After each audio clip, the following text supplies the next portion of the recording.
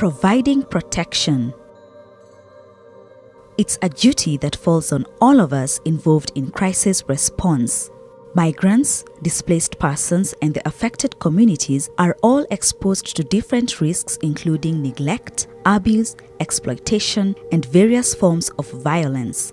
Sex, age, gender, ethnic allegiance are all factors that combined define the degree of exposure to risk.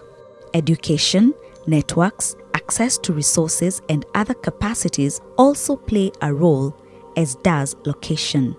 People in a camp will be differently at risk than those in a spontaneous settlement, a transit center, at a border, or in an urban setting.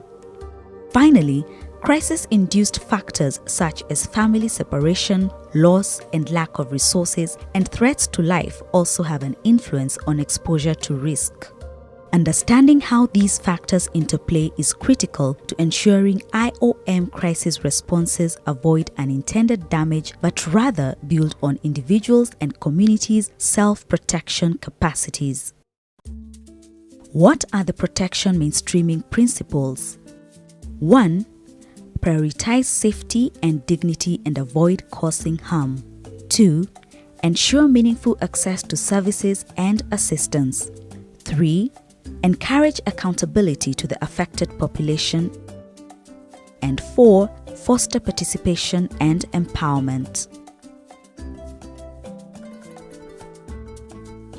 IOM mainstreams protection across all of its sectors of assistance, from camp coordination and camp management to health support, transport assistance, and humanitarian border management.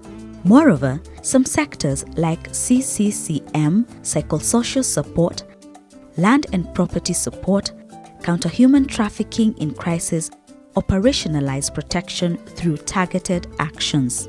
Time, locations of distribution, and the type of non-food items to be handed out at migrant transit centers are all agreed in consultation with the migrants themselves. Items are selected because they are both required and culturally appropriate. Priority access to emergency transportation is established for crisis-affected migrants according to how fit and able to travel they are and how much they are at risk of violence, and not on the basis of their age, sex, gender, race, or ethnic affiliation. Within a cash transfer project for IDPs, IOM uses a multifunctional hotline for direct contacts with IDPs to ensure their complaints are addressed. Within a disarmament and demobilization program, the demobilized population participates on a voluntary basis to the design, monitoring, and evaluation of the program, including validating the eligibility criteria for access to the program.